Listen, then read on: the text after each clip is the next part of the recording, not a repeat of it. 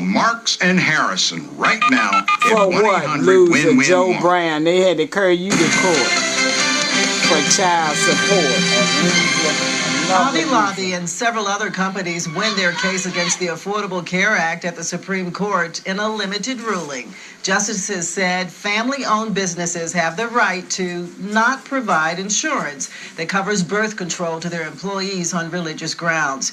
Outside court, religious rights activists cheered the ruling. For-profit or corporations, Hobby Lobby and Conesco Wood Specialties, whose religious owners opposed some types of contraception and sued over the mandate that employers provide free birth control. In a 5-4 vote, the High Court ruled that closely held companies can opt out, but protesters also make their voice heard. Shannon Bream gives us a look at what the contraception ruling says and why the justices ruled as they did.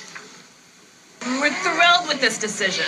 Today, in a 5-4 opinion, the Supreme Court sided with the devoutly religious family owners of 2 for-profit corporations, holding that the Religious Freedom Restoration Act, or RFRA, protects them from forced compliance with a government edict the families say is in direct conflict with their most deeply held religious convictions. For more than a year and a half, the Green family, founders and owners of the Hobby Lobby craft store chain, has been fighting a government mandate stemming from the healthcare law, a federal regulation that would force them to provide their employees cost-free access to 20 forms of contraception, including 4 methods the Green family believes can trigger abortions, something they refuse to do. But that refusal could result in fines in the range of $475 million a year. Writing for the majority, Justice Samuel Alito said, quote, "We hold that the regulations that impose this obligation violate RFRA, which prohibits the federal government from taking any action that substantially burdens the exercise of religion, unless that action constitutes the least restrictive means of serving a compelling government interest." You don't need adding birth later, quote, control. "HHS has not shown that it lacks other means of achieving its desired goal without imposing a substantial burden on the exercise of religion by the objecting parties in these cases."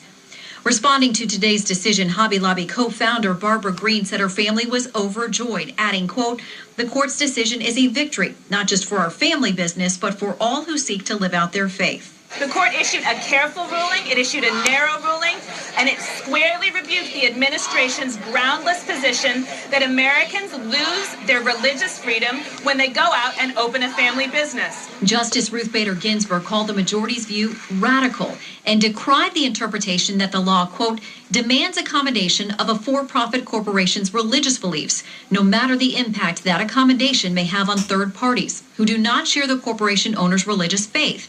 In these cases, thousands of women employed by Hobby Lobby and Conestoga."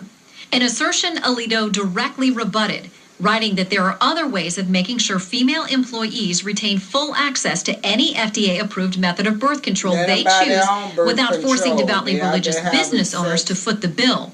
White House reaction was as expected. We disagree, and the constitutional lawyer in the Oval Office disagrees with that conclusion from the Supreme Court. Both the White House and several Democratic members of Congress are vowing to take action in response to today's opinion.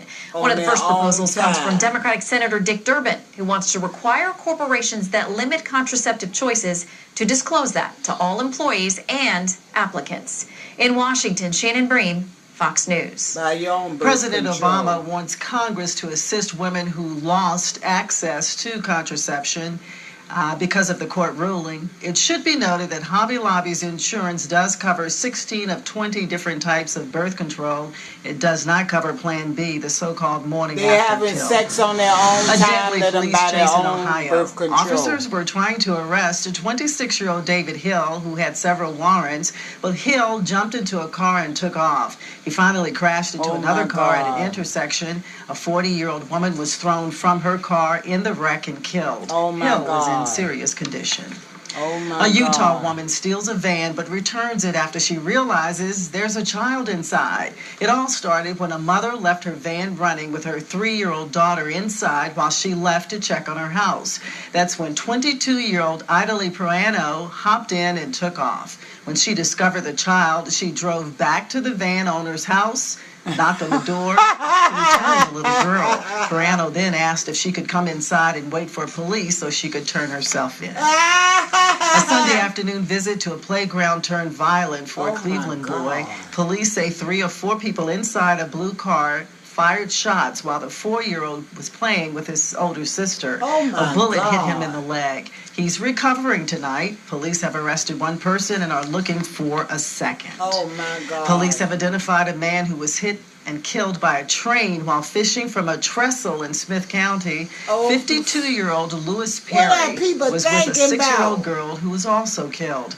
A 7-year-old boy told investigators he laid down and held on to the railroad ties on the trestle's edge.